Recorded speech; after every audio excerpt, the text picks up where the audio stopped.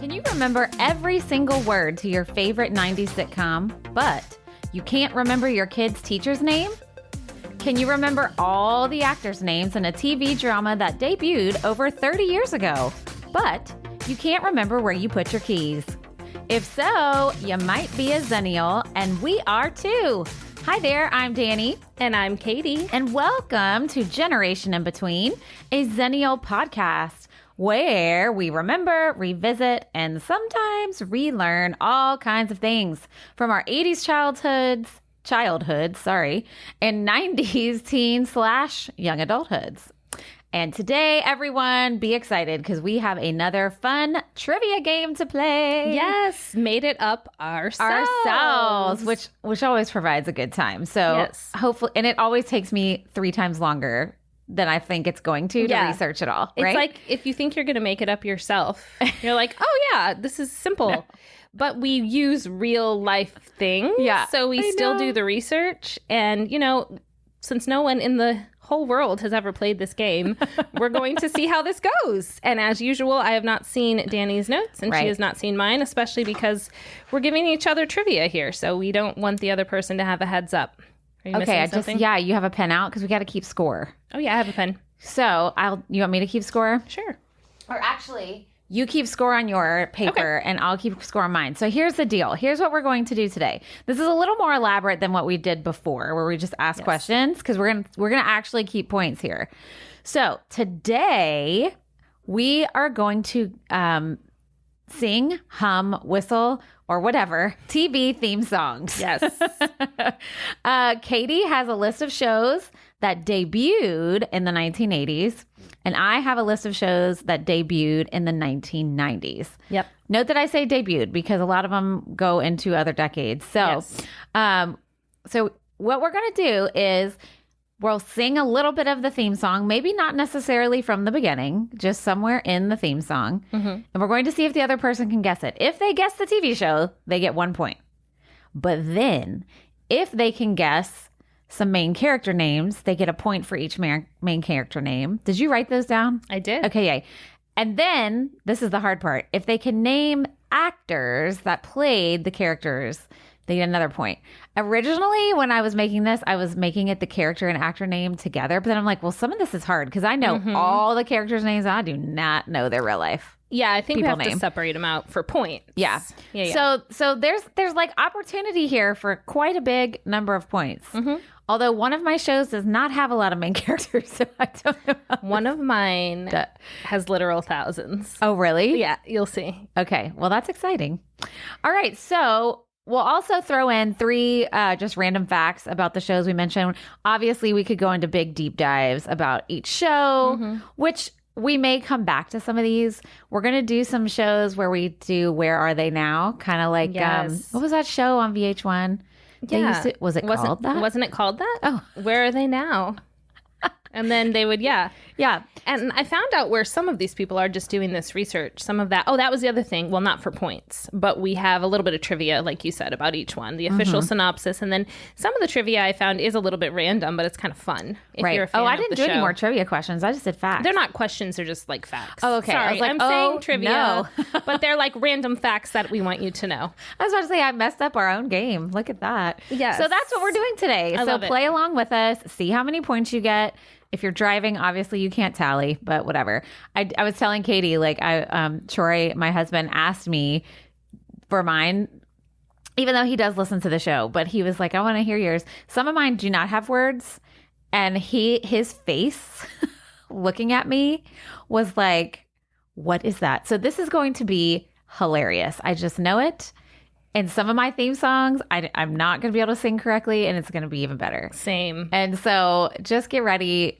There's probably going to be a lot of laughter here. But before we get going on this fun TV theme song adventure, Katie, do you have any circle backs or shout outs today? I just wanted to generally say thank you to all our listeners who wished me a happy birthday. I got a lot of messages and some of the comments on our social media. And I was just thinking about how many friends I've made doing this podcast. I know. And friends I've just like having more conversations with than usual. Not people that I didn't talk to, but that I'm talking to even more, who are sending ideas or we're just revisiting memories. And it just made me think, gosh, like, you know, when you think on your birthday, you're a little bit reflective. As I get older, I'm like even more, and I'm a huge journal person. So I like have like end of birth year journal things that I do. And I was working on that sort of this weekend. I actually have to finish it because I was so busy. Yeah.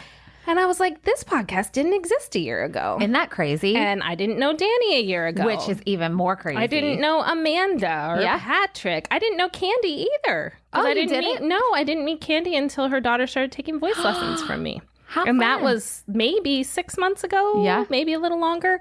And so it's just great. Like, you know, to have all these new people and, you know, people who listen to the show, but also just like the friendships that it's brought. So I just wanted to say that I really appreciate that. And thank you guys. Yay. And wasn't Katie the cutest little kid and baby? Oh my God, she was so cute. She was, I mean, she's still cute now, but she was also a cute baby. Different kind of cute. Yes. 42 cute. Okay. So happy belated birthday again. Yay for another year of fun. So why don't you get us started then? Okay, cool. You ready? Since you're 1980s. I'm ready. Okay, 1980s.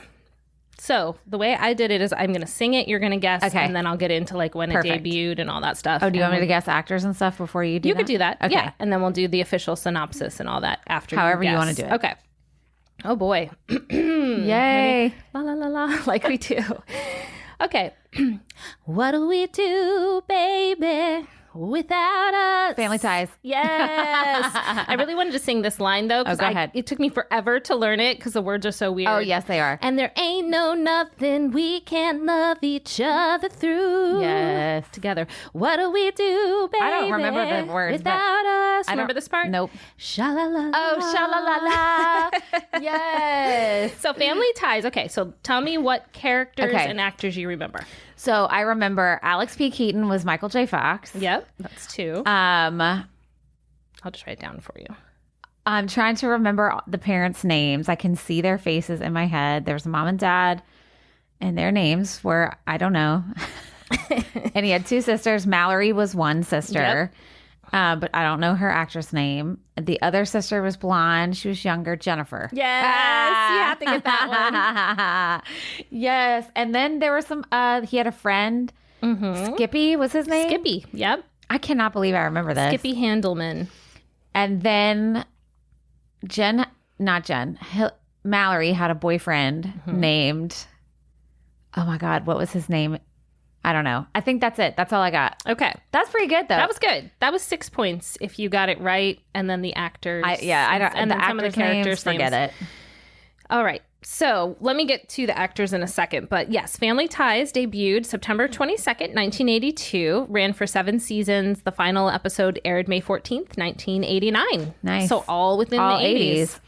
And here's the official synopsis. Family Ties was a sitcom that followed Stephen and Elise Keaton. Elise. Yes. Once 1960s radicals. Yeah, they were hippies. Who now find themselves in Reagan-era America, trying to raise a traditional suburban family. Their kids are Alex, and it says an ambitious young Republican. Mallory, a boy-crazy fashionista, which, on that description. I know. Jennifer, whom we first get to know as a precocious 9-year-old tomboy. Again. There was also a younger one later. And then Andy comes along. Yep, the 4th child, Andy, was added to the family. Most of the comedy arose from the conflict between the ex-hippie parents versus the conservative Alex and the brainless beauty Mallory. Yeah, they made her seem very dumb. And her boyfriend also was portrayed as very dumb. Yes. So Stephen Keaton was played by Michael Gross. That was the dad. Michael Gross. I'm like seeing the credits in my head now. Yeah. Yeah. Totally. Elise Keaton was played by Meredith Baxter. I think you're going to like kick yourself for the Mallory Keaton. 100%. Mallory Keaton was Justine Bateman. Yeah, I knew it. I knew it. I was like, it's somebody I know. And And then Jennifer Keaton, Tina Yothers. I think. Tina Yothers? Yothers. There's an O in it. Yothers? I don't know. Yothers. I think it is that. Is it? Yeah, because my husband heard me trying to pronounce these and he's like, Yothers. So I should have written that in. Andy Keaton, Brian Bonsall, and of course, Alex P. Keaton, Michael J. Fox. And then there was a recurring cast. Skippy Handelman was played by Mark Price. Nick was the boyfriend. Yes. Scott Valentine. Ellen Reed who was Alex's girlfriend. But didn't his real life... And she's his real life wife. Yeah. Tracy Pollan. And then Lauren Miller was, I think, a friend of Mallory's, and it was Courtney Cox. Yeah. Yeah, Courtney Cox. Oh, okay. So we were still pretty young when this show was on. Oh, yeah. Like, I think I only watched it in reruns, honestly. I also watched it in reruns, but, I have an older sister who's 7 years older than me. So I remember watching this when I was young. Because what was you said it stopped in 1989? 89 was the last one. So I was 9 when it ended. So definitely in memory, can remember. But my sister was in love with Michael J. Fox, like every other teenager of the time in the 80s. So I won't read them all, but the guest stars that were notable: River Phoenix, Tom Hanks was on there. He was in 3 episodes as Elise's younger brother who struggled with alcoholism. Will Wheaton. Yeah. Gina Davis. What? Mara Turney. Christina Applegate. I don't remember this, but listen to this. Christina Applegate played Kitten in the episode Band on the Run. Kitten. Julia Louis-Dreyfus was on the show. And Brian McNamara. Who's that?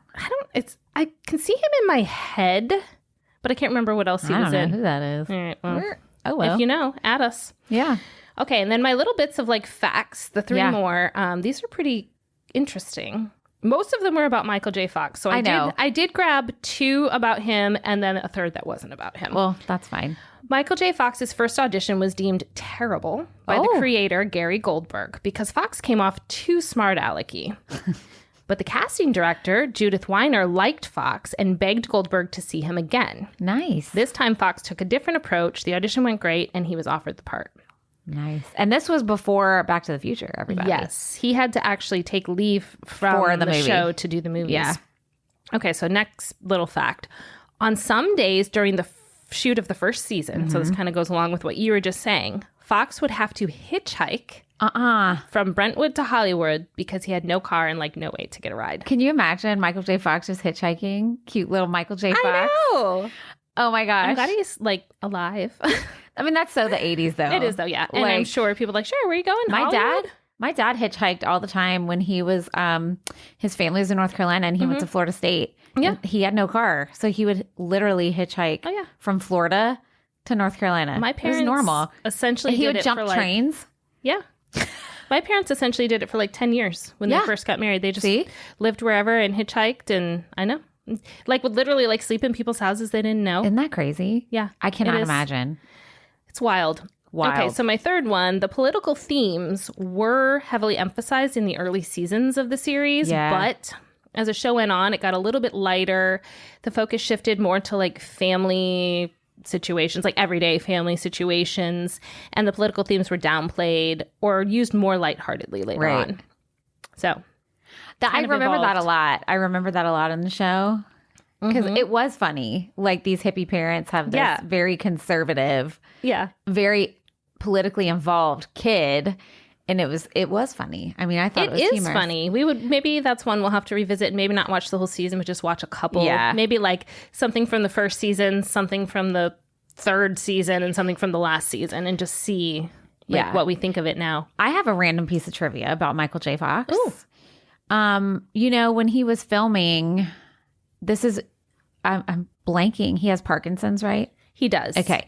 So he started showing signs of Parkinson's during this filming. And if you notice, when you watch Family Ties or even Back to the Future, he puts his hands in his pockets a lot because he was starting to have muscle thingies. Yeah. Spasms. And his head and stuff, his head gestures. He was trying really hard to control those things. And if you know that and you watch the stuff back, you can see it. You can see it. Dang. He was trying to hide it. I mean, kind of to your point, he wasn't established enough. I know. When he was filming, this first season and even Back to the Future, those things take a couple years. By the time you're cast, you film, it airs, you get famous. And even then, one TV series and one movie as it started isn't enough when you're as young as he was. Right. So trying to hide his illness as long as he possibly could was a way to, what's the word, preserve his career.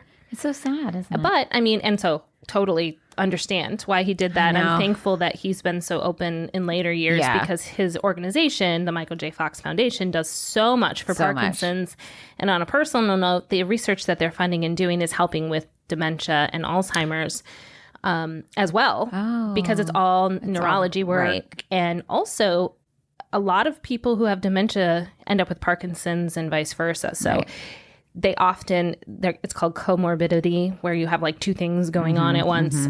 So I follow the work he does pretty closely, and I'm grateful. I know. But and he's still working, right? Or is he still... he is. I don't know the last time he acted in something. But I mean, when he was having really severe symptoms, I remember, this is years ago now, seeing him on The Good Wife. And he was on West Wing, right? No. Is that wrong? I don't know. Yeah, I think he was. That show he was on. No. You're talking about, are you talking about Spin City? I don't know what I'm talking about. I don't know. Erase me. But either way. I don't know. Either way.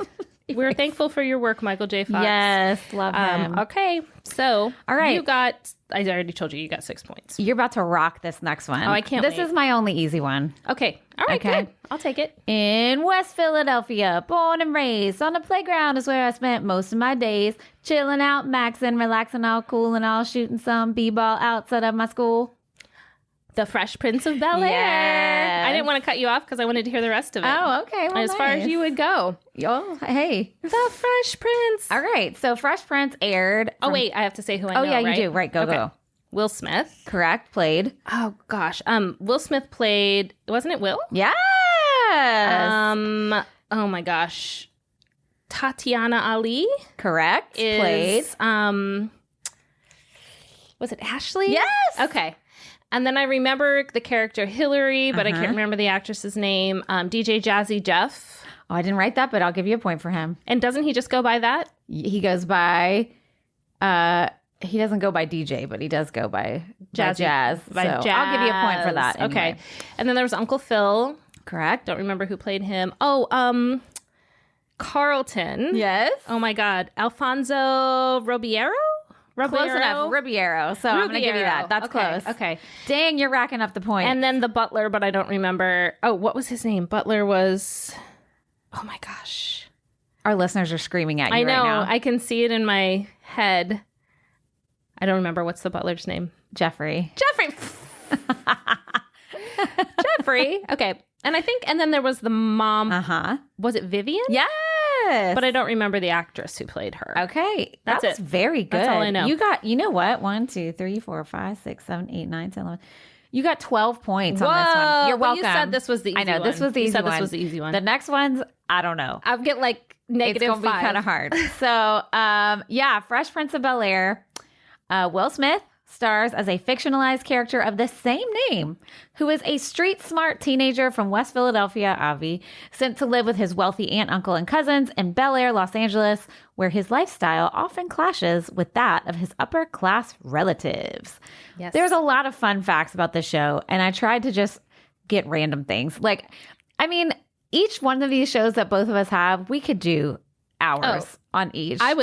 There's a few on here we can sum up at the end that I'm like, yes, we're doing full episodes. Oh yeah, on this one. We need to. 100%. I know, same. And this is one because this was a very important show for lots of reasons, which we won't, like I said, we're not doing big deep dives today, but here's something that I thought was super interesting. Oh, did I say when it aired? No, I didn't. No, I cut you off. So September 1990 is when it aired, and it went all the way to May 1996. Wow. Okay. I thought actually it went a little bit longer, but I did too. Okay, random facts. This one was super interesting. Will Smith had 0 acting experience or training when he was cast. Wow. Yeah, he was an established rapper at the time with DJ Jazzy Jeff, right? Yeah. No, he had 0 acting experience, and he actually had a spur of the moment cold audition at Quincy Jones' birthday party. What? Yeah, in front of a whole bunch of A-list guests. Steven Spielberg was there. That was where he did his audition. What? Oh my God. Can you imagine never acting ever? And then Quincy Jones is like, hey, it's my birthday. I want you to audition. And Steven Spielberg is like, let me grab a seat. Let me get my popcorn. I'll be right back. Which honestly, and Will Smith is a great actor. Well, I was just about to say, yes, Will Smith is a rapper, but I associate him most with acting. I think he's a better actor than rapper. I just saying. Yeah. So that was my really fun fact I found. I was like, oh, okay. Another random fact, which I think is pretty prominent in shows in the 80s and 90s. This show is notable for having a whole bunch of celebrity guest stars, like a whole bunch. There was more than 40 during the series. Wow. Some of them had like more than one episode where they'd come back, but like Belle Biv DeVoe was on there, Boys to Men. There were lots of models. Yes. Like Tyra Banks, yes. Naomi Campbell, just to name a couple. Oprah was on there. And even Donald Trump was a guest star. I think I've seen that one. He crosses paths with them or something. I don't know. Not like he a had full cameos in lots of stuff in the 80s and 90s. Yeah, like he totally had a lot. And Jada Pinkett Smith, actually his wife, actually auditioned to be a love interest, but wasn't cast because of their height difference, because she's really short and he's really tall. And they said they had a lack of chemistry. Oh my God. But they met during the audition process and became friends, and then the rest is history. Yeah. But isn't that funny? That is so funny. Then my third random fact about this one cracked me up, and I had to look these things up. So everybody remembers the Carlton dance, right? Oh yeah. To the Barry Manilow song. Yes. Not unusual to be loved by anyone.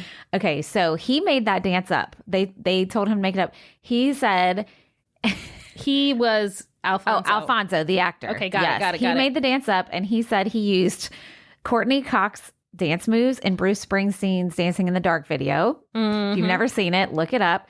Mixed with Eddie Murphy's White Man dance and his Delirious stand-up special. Oh my gosh. Those were his inspirations, and I think he rocked it out of the park. He totally, like when you mash those things together, that's what you get, the Carlton. And as soon as it said that, I was like, oh, I see it. Yeah. As soon as you said the Courtney Cox thing, I could half see it. Yeah. Like I was like, oh, yeah, it is kind of like that. So look up those two things and you will get a good laugh. So that is my Fresh Prince of Bel-Air. That was a good one. Yeah. That was really good. Okay. So my next one, I have to hum some of the chorus because the title's in it. Oh, got it. So I'm going to sing words, hum chorus. It could be a hot mess, y'all, but it could be fun. And I'm really curious if you know this show. Oh, God. Okay. Because I, in revisiting this, realized how much I loved the show and how much I retained of the show when I was getting this ready. Okay. She's a lovely and bright with soft curls. She's a a child unlike other girls. She's a miracle, and her face. And I grant you she'll enchant you at first sight. She's a and she'll make your heart take flight. Okay, obviously it's about a girl. She's a... I have zero idea. This is a hard one, although if you've ever seen the show, you're going to be like, oh yeah. I seriously haven't. Small Wonder. I have never watched that. You know what it is. I do know. It's one of... She's a robot? Yes. Okay. I have never watched that show. Did you actually watch it? So this is weird. I did, actually. I thought it came out even earlier, but yes, I did watch it. That is really hard. I'm not going to know any of the crap you wrote down. So it actually was supposed to be, she's a small wonder. Okay, got it. Yeah, that's how it goes. Oh, that's hard. So... Good one. And honestly, though, a lot of the actors, like, I wouldn't have been able to name these actors. So this was a really hard one. But don't worry. There's some other ones that you'll get some easy points. But that's good. No, I know exactly the show you're talking about. Yeah, you can kind of see her in, like, the red dress with the little white apron. Okay. Wait, what were the years, though?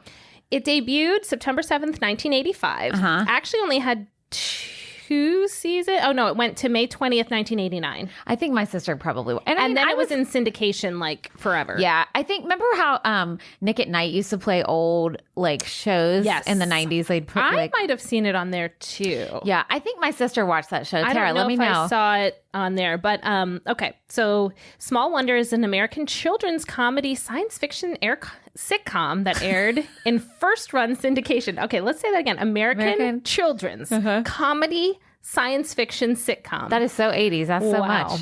The show chronicles the family of a robotics engineer who secretly creates a robot modeled after a human girl, then tries to pass it off as their adopted daughter, Vicky.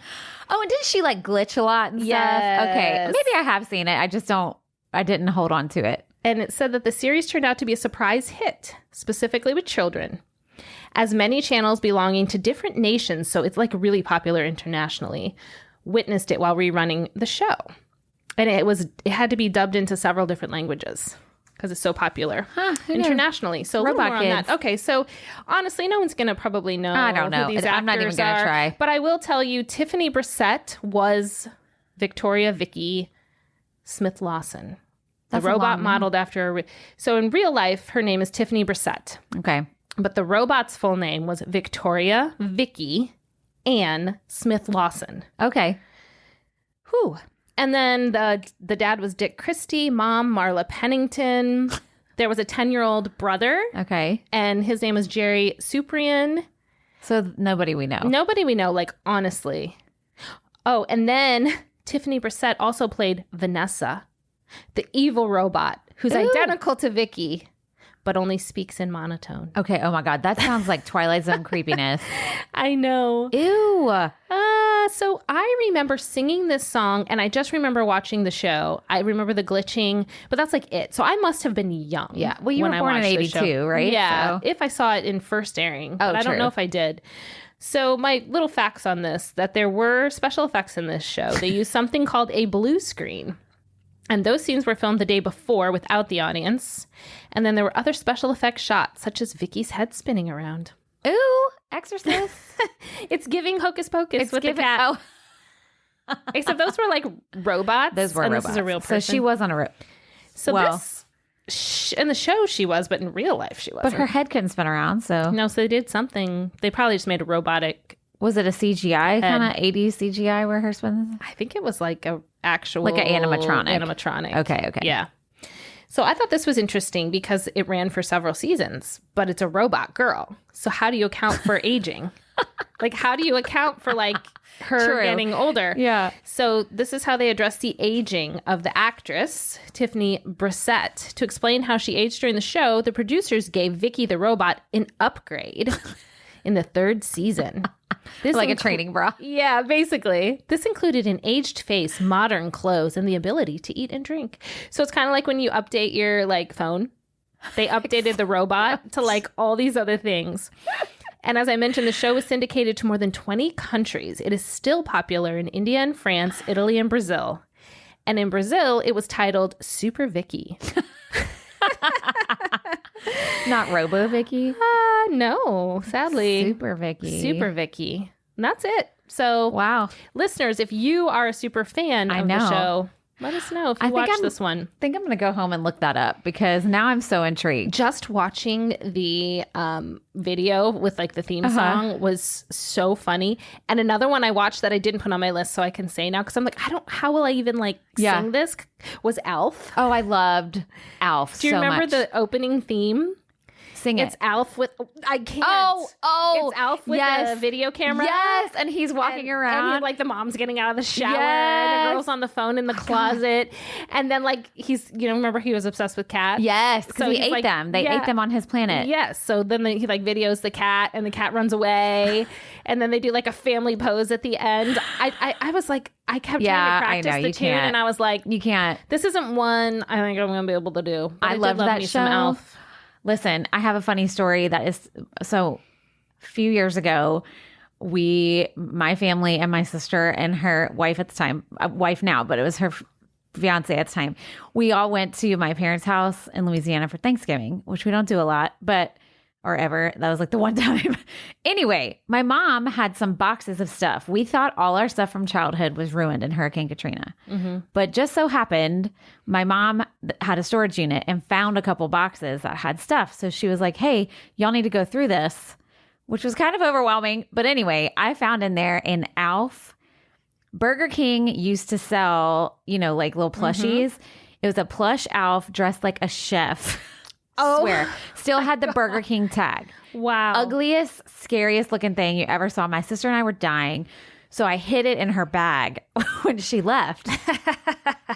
Or in her car or something. So when she got home, it was there. So then it just started this ever evolving thing where we would wrap it in Christmas presents and give it to each other. Or like we'd sneak it, like bring it to, like if she came to visit, she'd like sneak it under my bed or something like that. And actually, I don't know if I have it right now or if she does. I haven't seen it in a while. So who knows where he is? It's going to just pop up. But we like did this. It was because I was like, I do not want this. She's like, I don't want it. And it's not worth any money because it's not in good shape. It's like a mess. Mm-hmm. And we were sneaking the chef Alf. That is so great. Like going to pull out your wallet at the grocery store and Alf comes flying out or whatever. That's so good. I know. Oh man, I wish you could. Well, anyway, that was a fun memory to think about Alf. Mm-hmm. Okay, here comes my first one without words. Okay. Please, if you know it, just say it. Don't make me go through the whole thing. Okay, yes. I will. This is the one Troy was like, what is this? I feel like I'm not going to know it. No, I think you will. Okay. Are you ready? This also has some hand effects. All right, here we go. Da-na-na-na, da-na-na-na, da-na-na-na. 90210. Yes! I had to think for a second. I'm like, or is it Melrose Place? But no, it's 90210. Oh, I'm so excited. Yes. Because I was like, Katie will know this. Oh, yeah. As soon as you hear the claps, it's like, oh, yeah. Okay, so Beverly Hills 90210 aired October 1990 to May of 2000. Now, they have had some reboots and like spinoffs and stuff, but the original one we know was 10 years. Wow. So, are you ready to guess? Oh, gosh. Yes. Okay. All right. So, Shannon Doherty. Hold on. I got to make sure I keep track. Correct? And she was Brenda. Correct. Jenny Garth. Ooh, I can't think of. I might have to go back to who her character was. Back. Tori Spelling. Uh-huh. Luke Perry. Ian. Oh, God, I can't think of his last name. People are screaming at me. No, Ian Fleming is like a chemist. No, that's... Do you want me to tell you? Yeah, it's Ian Ziering. Ziering. Yeah. Oh my God, that's an easy one to remember too. It's hard. And I said Luke Perry, but there's the other one. But Luke Perry was Dylan. Yes, he was Dylan. The guy who was, is it Brandon? Yes. Oh my God, what is his name? Jason Priestley. Yeah. Okay. Woo. Takes a minute, guys. It takes a minute. Yes. But I didn't say who Jenny Garth was. Right. Okay. Tori Spelling was Donna. Yes. Jenny Garth was, I can't remember. Who's Jenny Garth? Kelly. I was going to say Carrie. What about Ian Ziering? Ian Ziering was, I don't remember him either. Steve. Yep. And then there was Gabriella. Was her real name, right? Was Gabrielle. Gabrielle was a character name? No. Was her Gabrielle. Okay. And her name, was it Andy or something? What was her name? It was Andrea. You are close. Okay, but I don't remember her last name. Okay, her name was Gabrielle Carteris. Okay. Okay. Do you remember anybody else? Because there's a million characters. There's like a zillion. Probably none that I could, well, if you remember someone I'm talking. Enough. Yeah, if you remember while I'm talking, you can do it. Okay, well, well done on that. Dang. I knew you'd get it. I can't believe I didn't get Ian Ziering, though. It's I'm okay. so mad. She's going to be thinking about that all day. So here we go. Official synopsis. The series follows two twins during their sophomore year in high school as they deal with everyday teenage issues such as rumors, peer pressure, shoplifting, sex, affirmative action, dysfunctional families, cancer scares, learning disabilities, rape, alcohol abuse, and AIDS. Well, that's a lot of things. I love how they're just like, this is an exaggeration, too much homework, AIDS, fights with your parents, eating disorders. I know. So obviously, were you a 90210 watcher? I wasn't, and I'll tell you why, because I was only 8 when it debuted, and my parents just would not let me watch it. And as I got older, I think I just watched other things. However, I have watched some of them like over the years. Well, the reruns have been everywhere. Yeah. And I do like what I've watched. And when they had the reboot, I think I watched a few of those and they were good.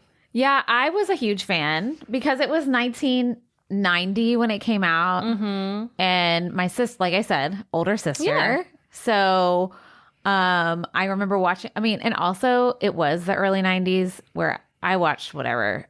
Yeah. I didn't have very strict parents, but also a lot of us, even if we had kids, just watch stuff. Yeah. My parents were just like, I was the oldest. Right. And the only girl, and my mom stayed home with us. Yeah. So, and nothing wrong with that. She didn't go back to work till I was a teenager. So she literally was watching everything we were doing all the time, which is why we didn't have a lot of McDonald's until I was a teenager. And guess what? When both parents work or you have one parent, you're going to eat more fast food and the house isn't going to be as clean and your 5-year-olds are going to watch 90210. Yes. Okay? That's just how it's going to go. That's how it goes. But I did watch it. I watched a lot of it and then I watched the reruns. Mm-hmm. I loved it. I liked Brenda. I know like Shannon Doherty had all kind of drama. We're not going to go into that. We probably could do a whole episode on that. We could. I loved Brenda. Okay. Were you a Dylan or a Brandon? Or a Steve? Not a Steve. Probably Dylan. She was very heartfelt. Not a Steve, which is funny because your husband has like curly hair. Yeah, that's true. Weird.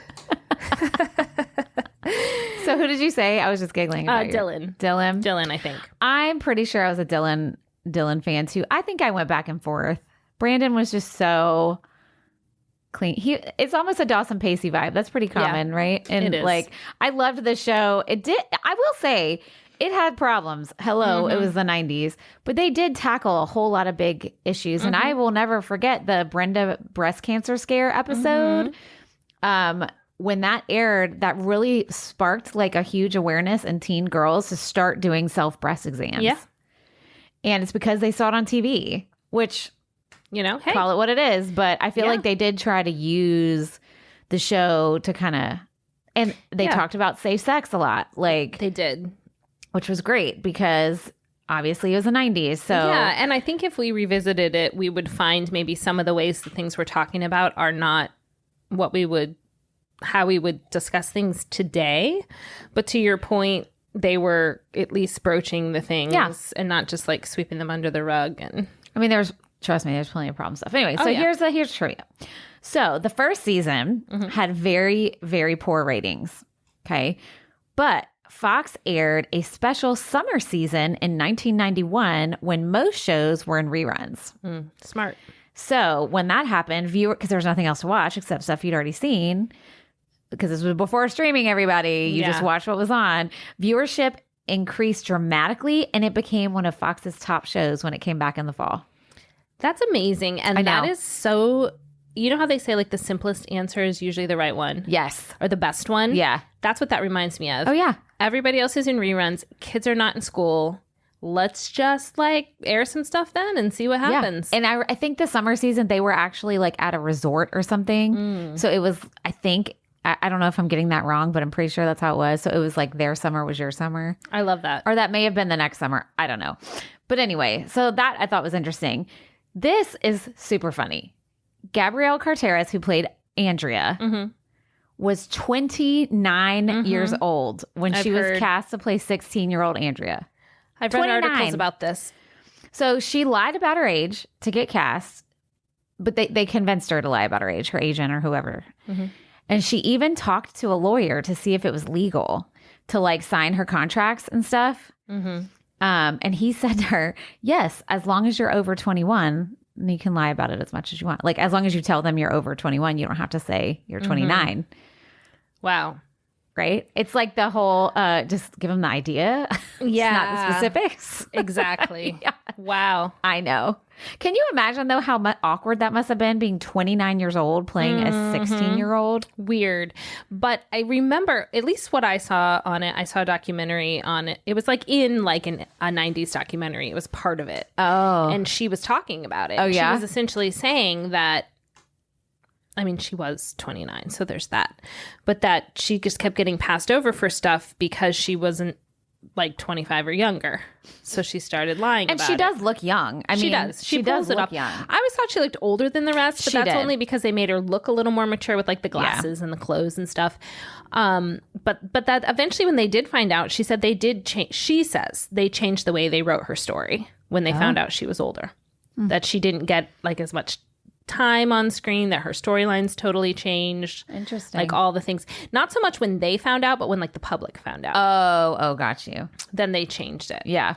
And then there was something with her and Carlton from The Fresh Prince. They were on some special, and they were supposed to walk on like a tightrope together. It was like Circus of the Celebrities. Oh, it's Circus with the Stars. Oh my God, I loved it. And they did an act together. Oh. And the producers, like during this time frame when both shows were popular, so I don't know, mid 90s, and the producers told her like something like not to hold his hand or whatever because the audiences wouldn't like a white girl and a black guy. And she was so upset that on the show, which was live, she held his hand, and when they got done, she gave him a big hug and a kiss on the cheek, like on the air. Good for her. Because she was like, F you. But also, she wasn't invited back. Man, and that was the mid-90s, y'all. Come on. Yeah. Ugh. Again, this is her side of the story. Right. But I mean, it probably checks. Yeah. It was in whatever I watched. I don't know. It might have been like the dark side of the 90s or something. Some sort of documentary. It was really good. To watch that. All right, my last trivia piece. Okay. This is funny. Creator Aaron Spelling had a no haircut and a no sunglasses on set rule. Why no sunglasses? He said, let them see it in your eyes before they hear it in your words.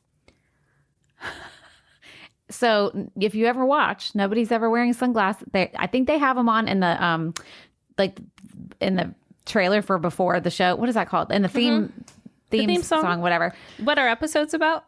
Yeah, the theme song. They have it in that opening, like whatever, but they don't wear our sunglasses. Yeah, he had no sunglasses rule. Yeah, because they're on the beach a lot. Yeah, and it's. I was thinking it could be why Dylan was like always squinting. Seriously, it's like God. Let them see it in your eyes, but not if you're squinting so hard that they can't see your eyes. That was like his thing, like his squinty eyes. Yeah, remember? I do. I can see it in my head right now. Yeah, no haircut. Which I mean, I get. Like if you're trying to have character. I mean, you do that for theater too, like right. Yeah, no haircuts and no really sunglasses. No sunglasses. I love it. Yeah, so those are my fun facts. All right, ready for your next one? That was a good one. Okay, I think you're gonna know this one. You can cut me off as soon as you do. Okay.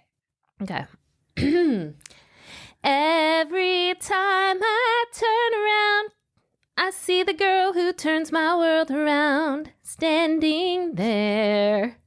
Every time I turn around, her spirit's lifting me right off the ground. It's bigger than me. Guess we'll just wait and see. Zero clue. I have no idea. Punky Brewster. I almost said that. Yes. Okay, well, I don't know. Punky Brewster was Soleil Moon Frye. Yes. Yeah, I do know that because I loved that show. I can't believe I didn't get that right. Shame on me. Well, I know you love the show. I do love the show. But like when I played to remind myself of the theme song, it all came flooding back. Yeah. But I think if I had not played it, I would have been like, yeah, what? Like I wouldn't have known. Now, I'm not going to remember the characters' names. So she was Punky. Yeah, Punky and Soleil Moon Frye. I don't remember any. This is another hard one. Was it her dad or like the old man guy? I don't remember if that was her dad or not. Yeah, okay. So let me read the synopsis. I'm not going to. And if you think of who it is, you can shout it out. Y'all, Katie's getting hard. Give me hard ones. I have some easy-ish ones coming up. Punky Brewster is an American sitcom TV series about a young girl, Soleil Moon Frye, being raised by a foster parent. That's played by George Gaines. Penelope Punky Brewster, so her name's Penelope, is a warm, funny, and bright child. Her father walked out on her family, then her mother abandoned her at a Chicago shopping center when they were shopping for groceries, leaving Punky alone with her dog, Brandon. Oh, yeah, her dog. Yeah, the dog was a big part of the show. Afterwards, Punky discovers a vacant apartment in a local building, and the building is managed by Harry Warnemont, played by George Gaines, an elderly, widowed photographer with a grouchy streak who finds Punky in the abandoned apartment and then ends up fostering her. So that's the general thing. It only had 2 seasons. I know. It wasn't very long. It wasn't long. It ran from September 16th, 1984 to March 9th, 1986. And then it was in syndication for about 2 years. And I think that's where I watched it, was in a syndication. Makes sense. And Katie and I talked about Punky Brewster before. I loved her because my mom used to say that I was Punky because she would wear crazy stuff and like she was kind of like Rainbow Bright but a person. Yes. That was her. Do you remember her friend's name? I can see them in my head, but I don't remember. Cherry. Yeah, Cherry Johnson. And then Cherry's mom was Betty Johnson. Okay. Played by Susie Garrett, who, I don't know who that is. And I don't know if there's anybody else on this recurring list that probably not is worth even mentioning. So Soleil Fry has a really good documentary. I watched, oh my gosh, I'm going to forget the name of it. I think it was on Hulu. And it was about like the 90s, like the 80s and 90s, like the kids that grew up during that time frame. Got it. Like the child actors or something? It was so good. I'll find it because that would be a fun one to watch and then talk about, honestly. That would be a really good one. Yeah, find it. And anyway. Send it to me. Okay. Okay, what else? What trivia we got? Okay. So at the time, the programming chief at NBC, Brandon Tartikoff, helped develop the show. This is really interesting. He named Punky Brewster after a girl he had a crush on in school. The real Punky Brewster... That's her real name? It's a real name. was married to a lawyer in Connecticut and received a royalty check to use her name. And then she made a cameo appearance in one episode. Oh, isn't that cute? She played Punky's teacher. That is so fun. I love that. I love that. That's so fun. And I'm guessing her name was probably Penelope, but they called her Punky. Maybe. So fun. I don't know. So this one, I don't remember this. The final episode of the second season, so essentially the final episode, was notable for centering on the very recent real-life Space Shuttle Challenger disaster. Oh. Punky and her classmates watched the live coverage of the shuttle launch. After the accident occurred, Punky is traumatized. Mm-hmm. Her dreams of becoming an astronaut are crushed. This is not funny, what I'm reading, but like these two sentences together are kind of funny. Her teacher, Mike, then brings over former NASA astronaut Buzz Aldrin to visit Punky. NBC canceled the show soon after. Wow. I'm glad they did that because so many kids were watching in class. Yep. Which nowadays people are like, oh, what a rocket launch. You know, we see them all the time here living on the Space Coast. But it was a big deal. And especially in the 80s, you know, and you would watch them in class and it was this big deal. And all these young kids saw the explosion. Like it wasn't just alluded to, like they saw it. Yeah. My sister was one. I was still, because what year was it? So that would have been, what was that, 86? Sorry. Yeah, 86. I was in school, but I don't remember watching it. But my sister, you know, was 7 years older than me. I was like in first grade, I think. So I don't remember watching it. I'm sure I was, but my sister remembers that. Yeah. Yeah. Yeah. And I cannot even imagine. And right? I think of like, of course, the children, but like the teachers. Right. Because like, what do you do? Oh, what do I do now? Yeah. So I'm glad that they addressed that on the show. Yeah. I kind of just want to like find that episode and watch it. I mean, I want to watch all of them. I know. And then just my third one was that there was like a reboot for a new Punky Brewster series. And I guess it is available. It's on the Peacock Network. Oh. And it was one season, it looks like. Yeah, one season, and then it was canceled. And it revisits Punky as a single mother of 3, trying to get her life back on track when she meets a young girl who reminds her a lot of her younger self. And Cherry's, the woman who played Cherry, is on the reboot as well. But Soleil's not. She is. Oh, she's Punky. Oh, yeah, sorry. I should have said that. Soleil is, and then also Cherry. Oh, love. So they're adult moms in the show. And then Freddie Prinze Jr. is Punky's ex-husband. Oh my God, funny. I know, really funny. So that's it. So we might have to check that out too, because I'd be interested in that. And that was in 2021, so not that long ago. Punky Brewster also had a cartoon shortly. Yes, my husband brought that up. I found it. It was called... And she had like this magical creature on it with her, I think. Or maybe I'm mixing up my weird 80s cartoons. But there was a cartoon. And it was like 1 year as well. Yeah, it was short. I looked it up. Yeah. Lots of cartoon thingies in the 80s were only like 1 year. It's like, well, this isn't working. There's so many of them. Well, and what was the driving force behind that was capitalism. I mean, they're like, hey, we're making money off the show. Let's make money off Saturday morning cartoon. Boom. 100%. Yeah. Okay. All right.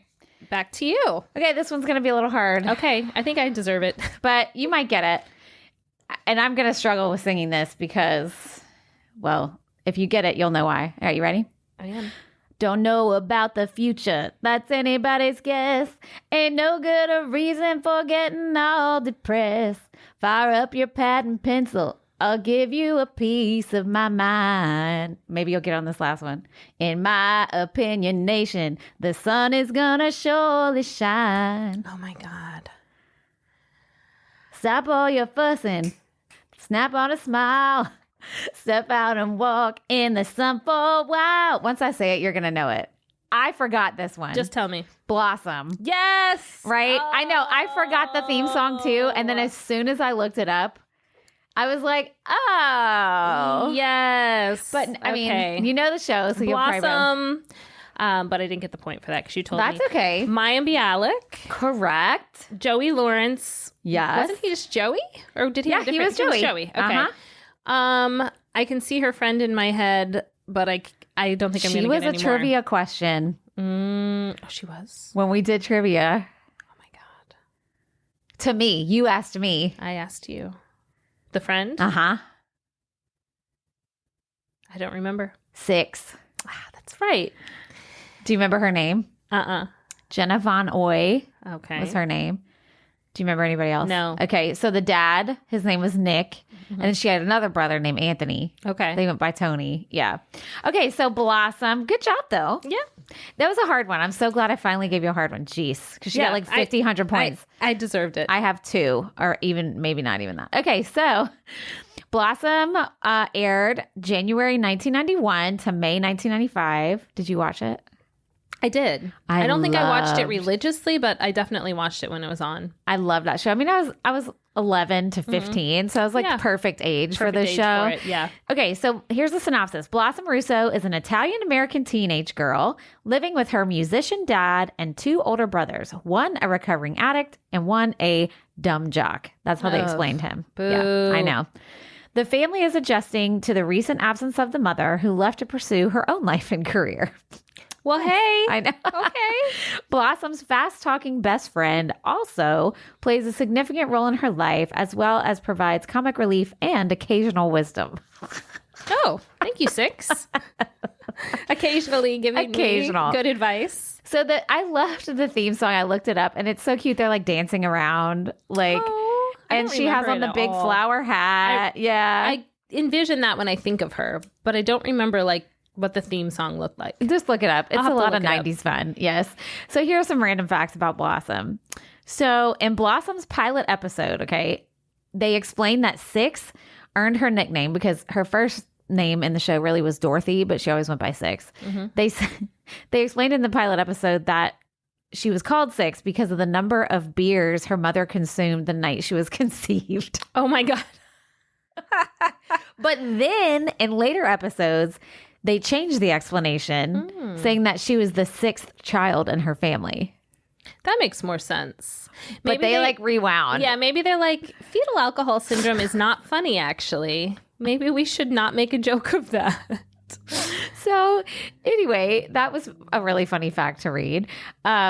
Blossom would frequently have fantasy sequences, which I forgot about until I read this and I remembered, where she would receive advice from like celebrities. So Mr. T was on there, Felicia Rashad, who I think came on as Claire Huxtable, David Spade. What? Alf was on one. I knew it. Will Smith. Yeah. And then she had one where God, but I don't remember who it was that played God. The funny thing is a lot of these shows recorded on the same like lot or whatever. So the network did that on purpose, had the crossovers, like guest stars and all the things. Yeah. So you would watch the other show like they had the connected. That makes sense. I mean, I think crossovers work sometimes. That's cute. But I forgot she did that. She would like have these fantasies where they'd give her advice. It's like, that is so great. I know. I'm gonna have to find an episode of Blossom, just like one. Just watch it. You'll remember why it's so cute. Yeah, it's really good. And then Blossom ended when Mayim Bialik was only 20. She was 20 years old when it ended. So she temporarily left acting, except she still did a few like cartoon voiceovers, which I didn't know she did, to pursue her education. She received her PhD from UCLA in neuroscience. Yeah. Some of y'all may know that because she's been the host on Jeopardy a few times. And then she returned to acting in 2010 with Big Bang Theory. So I like that, how she kind of like, she's like, okay, I'm good. I'm going to go be smart now. Well, she was always smart, but I'm going to go like tend to that part of my brain for a while. And then I'm going to keep that and go back to acting. Yeah. Use that part of my brain for a bit. I love that. I know. And I love her. She's a really neat person. She is a really neat person. Yeah. And smart. I don't know. I just think she's really quick-witted. I loved her on Jeopardy. I had read that she's wasn't invited back to keep hosting, which is a bummer. But I do like the seasons I've seen her on. And Big Bang Theory, she was a great character. I have never watched an episode of Big Bang Theory. So, okay. Never. It is good, but already problematic. For real? Okay. I mean, it's 2010, so they did sort of evolve the character of Kaylee Cuoco. Yeah, from Across the Hall. They evolved her to be more filled out as the seasons went on. Got you. But if you watch some of the earlier ones, it's like and even sometimes how the men are portrayed, just very like, they're smart, so they have to be like this, or Yeah. But I think they tried to fix some of that problematic stuff as they went, which is great. So like the first episode and the last episode, I feel like the feel is probably very different. But my husband doesn't like a lot of TV shows, and he liked that show. And we got married in 2011. So we watched a lot of that show together when it was live. Okay, So fun. yeah, good memories from it. Extra bonus info there. There you go. Ta-da. All right, I'm ready for your next one. I know where I'm going. Okay. I think you're going to know this one. I have to hum part of it and sing part of it. Oh my God. Because the name is in it. Instead of humming, I'm going to go la, la, la. Okay. Because I think that's easier. Just like that. La, la, la. And here's the rest. All right. You're going to know this one. I La, la, la, la, we make our dreams come true. Oh. La, la, That's Muppet Babies. La, yeah. Oh my God. I was like, she did a cartoon. And you just mentioned Saturday morning cartoons, and it was so hard to not be like, ooh, I Muppet Babies. Oh my God, I loved and that then Kermie's like, cartoon. when your room looks kind of weird. That part. I watched the theme show on YouTube to that, and my kids just gathered around. They're like, is that the Muppet Babies? And I'm like, yeah. And they're like, they're so cute. And I was like, they're adorable. Okay, so obviously this is a cartoon, but can you give me just some characters? Well, there's Kermit, Piggy, Fozzie Bear. Sorry, I said Fonzie. I meant Fozzie Bear. Gonzo, who is my favorite Muppet of all time. Gonzo. Animal. Nanny. I wondered if you'd remember never see her face, and it used to drive me bonkers. I remember as a kid, every episode I'd be like, please show her face. It drove me so. But that was like the whole thing. They never did. They never showed her face. The whole show. I don't remember if Beaker and I don't remember if they were in Muppet Babies. They were. Beaker and what's his name? Dr. Was it just Doc? No, that's a dwarf. Beaker and is it Bunsen? Bunsen. They were in Muppet Babies? Yeah, they were. I couldn't remember. I didn't know either till I watched it. The theme song. Piggy was the only girl. Mm-hmm. I just like that. That's mostly everybody, I think. Yeah, that's mostly. And you got it right. So that's all right. Well, just give me cartoons, and then I'm doing well. Exactly. Created by Jim Henson. There you go. Yes. So it's the official name is the Jim Henson's Muppet Babies. Yeah. Commonly known as Muppet Babies, is an American animated television series produced by Marvel Productions and Henson Associates. Yeah, I guess so. The show portrays toddler versions of the Muppets living together in a nursery under the care of a woman known as Nanny, involving the concepts of power of imagination and creative problem solving. The show's main target group was children aged 2 to 5. Oh, I was way older when that was on. I watched it when I was older, too. Oh, my God, I loved it. And it aired September 15th, 1984 to November 2nd, 1991. Oh, I said I was way older. I was 4 in 1984, so not really. You're like, I was way older than 2 to 5. I think because I watched it for a lot longer. Yeah. You probably watched it through elementary school. And it was part of the Saturday morning cartoon lineup on CBS. Yes, which I had a front row seat. Yes. Oh, you know who you missed? Baby Rolf. Oh, Rolf. Well, he's a dog, so I'm not surprised I skipped him. I was just thinking that. Played his little baby piano. Yes. Yeah, they have Baby Bunsen. So, yeah. So he was on there. Okay. Stadler and Waldorf? Uncle Stadler and Waldorf? Are those the old men yes, the Hecklers. The Hecklers. Yeah, I guess they were on there. Is that them? Yeah. That's them. They were on there? Stadler and Waldorf, I guess. As babies? I can't imagine. So everyone says like baby animal, baby Bunsen, and theirs say Uncle Stadler and Waldorf. So they were probably adults. I don't remember them being on there. Maybe they just had a guest star. Maybe it was a guest star. And Camilla, the chicken. Oh. We don't like that name. We don't like that name. We don't. No, we don't. Yeah, and then the nanny, like you said. So let me see what little facts. Oh, I can't wait. This one. Oh my gosh, I love that show so much.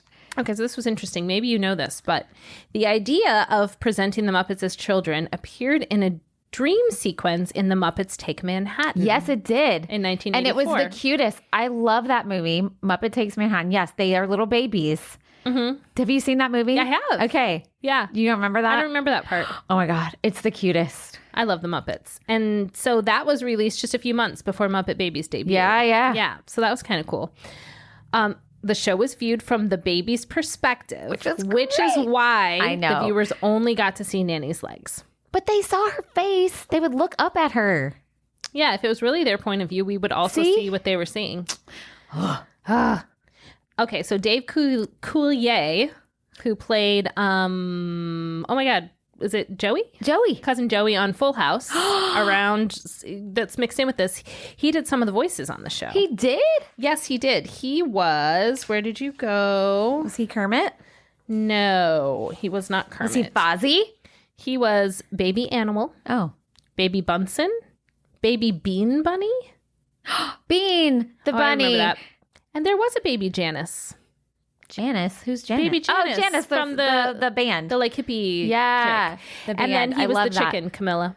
That's great. So my fact about Dave Coulier was that in a 2016 interview, he revealed that he and Frank Welker, who was Kermit and a few other voices, could not sit together during recording sessions because they would ruin all the takes by making each other laugh. That's fun. I thought that was really, really cute. I love that. And that's all I have on Muppet Babies. Oh my gosh. I loved that show so much. One of the reasons why I loved that cartoon, because it was from their point and they imagined everything. Yes. And so it was just fun. It played to my brain. Like I'm a Muppets. I'm a big Muppets fan. We'll have to do a lot. I think we will because you can't have grown up in the 80s and not have been a Muppets fan. Yeah. Jim Henson was everywhere. I mean, Fraggle Rock. Fraggle Rock. Muppet movies. There was all the Muppet movies. Sesame Street. That was his creation. I mean, like you cannot. Everywhere. We'll have to do an episode on Jim Henson. Oh, that'd be cool. That'd be really cool. Okay. And yeah, and just the voices of them. Like my kids love the Muppets. I know. They just, they're great. I love them. Timeless. Okay. All right, you ready for this one? I am. Oh God, I hope I know it. Okay. I don't know. I will say this. If you know this, you're gonna get it quick. Okay. If you've never watched the show, it's gonna be blank stare, which is what my husband did. Okay. All right, and it's got lots of sound effects. I'm gonna be whistling. Oh. Okay. Jeez. Okay. All right, here we go. Oh no. I have to giggle. I'm not the best whistler, so hold on. Dun, dun, dun, dun. Dun, dun, dun, dun. All the fans know this. Hold on.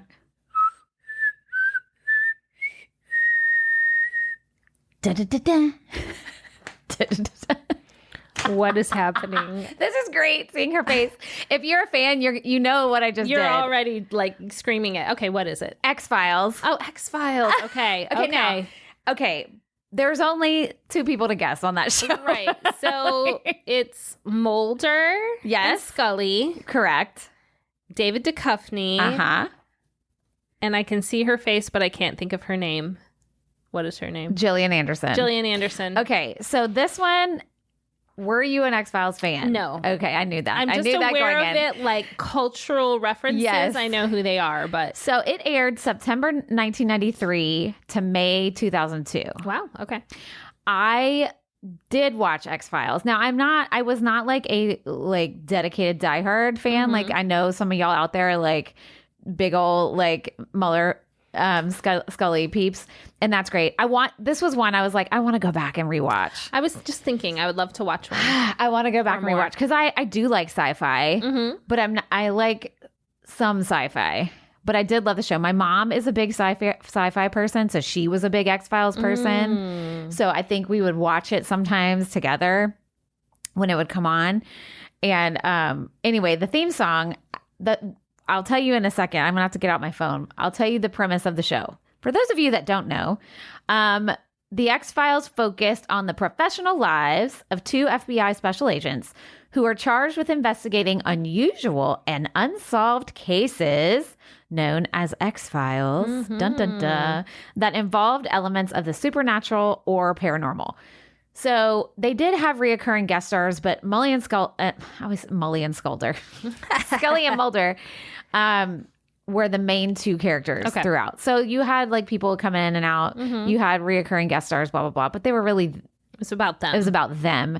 And since every show usually was a different case, obviously there'd be you have different people that come in. That makes sense. So there were some fun facts. So the first one I'm going to do is about the theme song that I so wonderfully did. I bet people were guessing it. Just not me. I wasn't. Troy did not watch it either. Okay. So he was like, what the heck? so the inspiration for the theme song, which is whistling, and it's like this do. Okay, and the beginning. I should probably play it, but I don't know if. Let me see if I can find it. See how quick you can get it. Because I looked it up for Troy yesterday, so it's probably right here. Should be right in your tabs. All right, it's not because. Well, we just kind of talked about the X-Files briefly on our Can't Hardly Wait episode because the friends of William have the. Oh, here we go.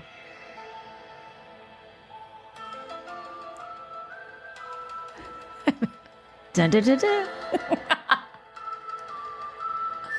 Okay, that's what I was trying to do. All right. So you heard the real theme song. The reason I played that for you is because it's like an iconic song for sci-fi fans and fans of the show. So the creator, Chris Carter, had one song in mind for the composer, whose name is Mark Snow, to copy for the theme song. And it was the Smiths' moody alt-rock hit of the 80s, How Soon Is Now. Yep. So I hear it. I know. Now that, Yep. So you heard it, which I never knew this. And I thought it was such a fun...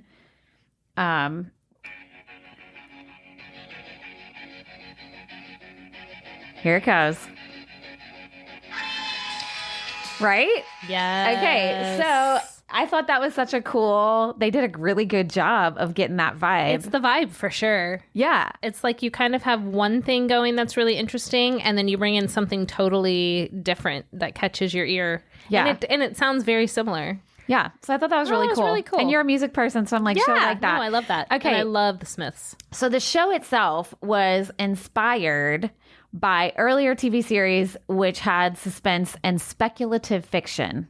One of my favorites that was, so they listed The Twilight Zone, like the OG with Rod Serling, Night Gallery, Tales from the Dark Side, Twin Peaks. Also used to watch that when I should not have been. And it said, especially Kolchak the Night Stalker. Never seen that, but I feel like sci-fi fans out there are probably like, you've got to watch it. I've heard, So that was kind of all the shows that the creator kind of said was his inspiration for this one. And when creating the main characters, Mr. Carter wanted to reverse gender stereotypes by making Mulder, the male, a believer, and Scully, the skeptic, instead of the woman being the believer in the supernatural and the man being the skeptic. Oh, interesting. And so she was the reason and he was the wonder. Okay. And also just like making that kind of decision that it's going to be a woman and a man and they're the two main characters. Right. So there you go. My third piece of trivia goes along with this. So the profound influence of her first name was Dana Scully, a smart, capable female character who is a doctor and a scientist on the show.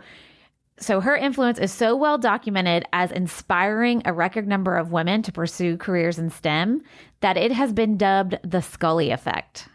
Wow. And has been studied like a lot. So a lot of women, scientists, doctors said they were inspired by her, by watching her, because representation matters. It really does. Right? It really does. And have you ever seen the show Bones?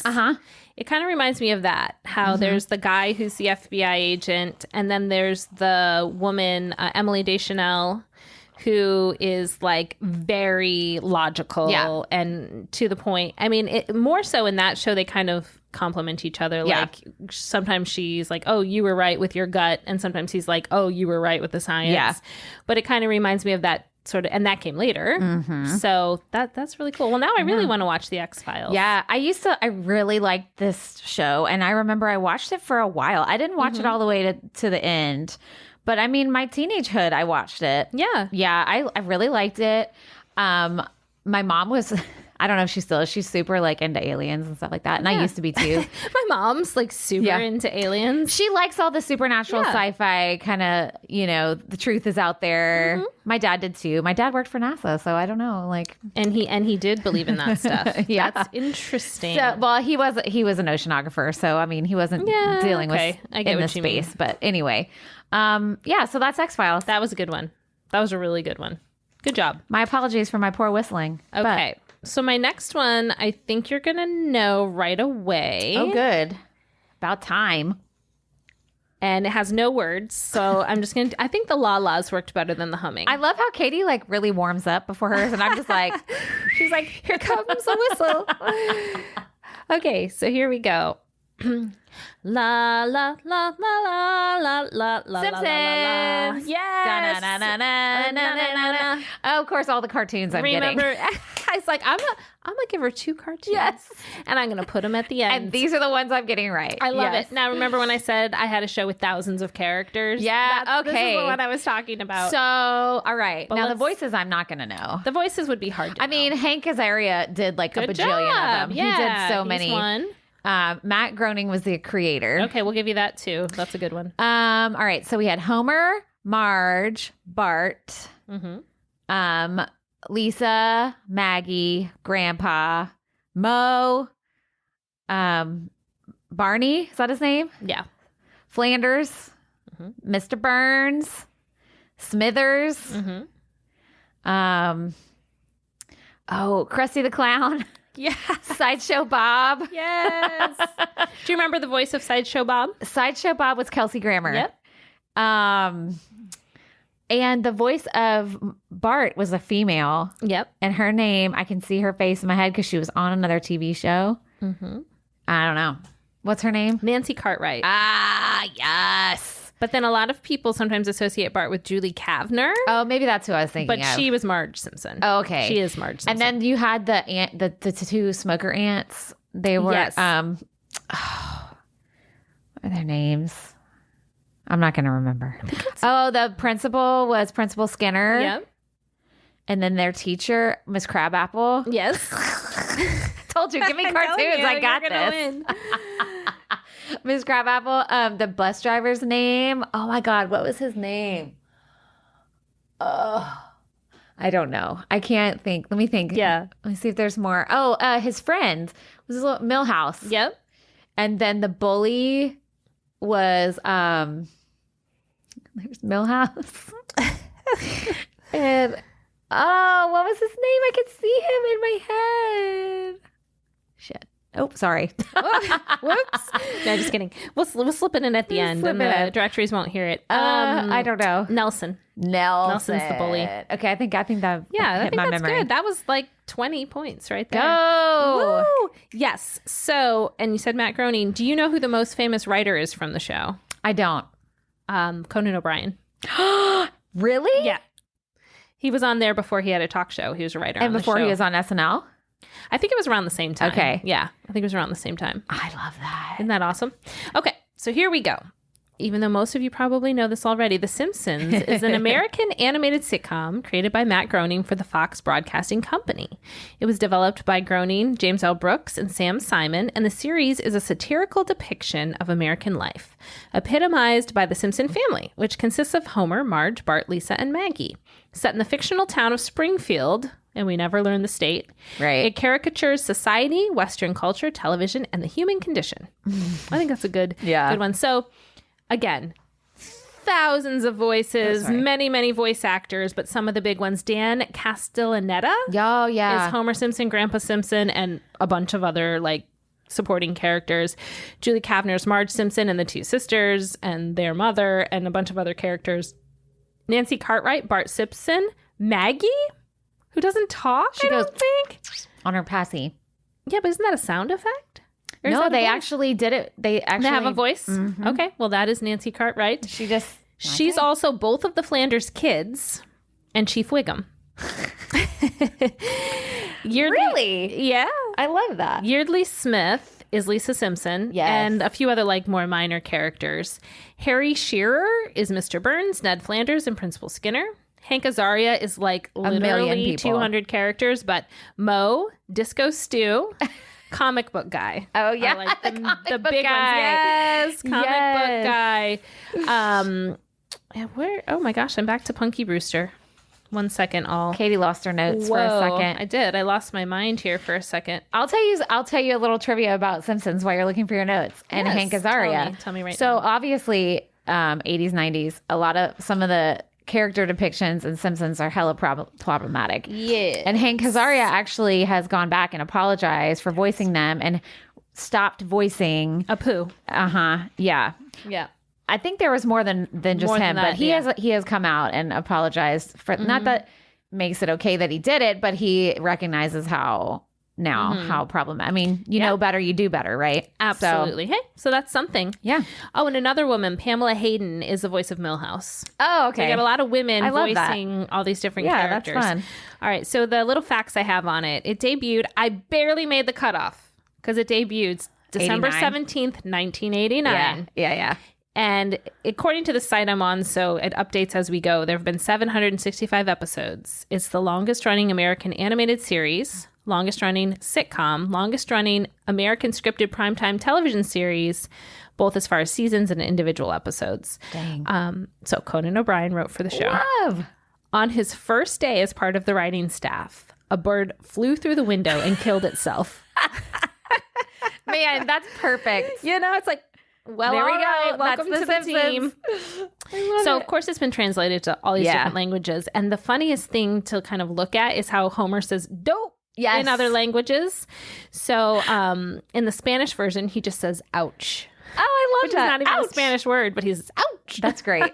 And there's like all these other things for it. So, I mean, obviously, The Simpsons we could talk about. Oh, my gosh. For a zillion years. I don't even think we could do a episode. No, it'd have to be a lot. And it started, you probably know, as a small component of the Tracy Ullman Show. Yes, I remember that. And it was just like a 5-minute little clip, an animated thing. And if you look at those clips compared to now, like the animation has changed, the voices have changed, but it's still the very similar premise. Yeah. And it's lasted a long time. So that's all I have for The Simpsons. I love Good job getting that one. Yay, cartoons. Hurrah! Oh my gosh. Okay, so my next one is hard.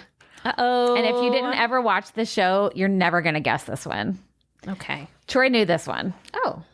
So, okay. I don't know. Maybe you'll get it. You ready? This is the worst song ever.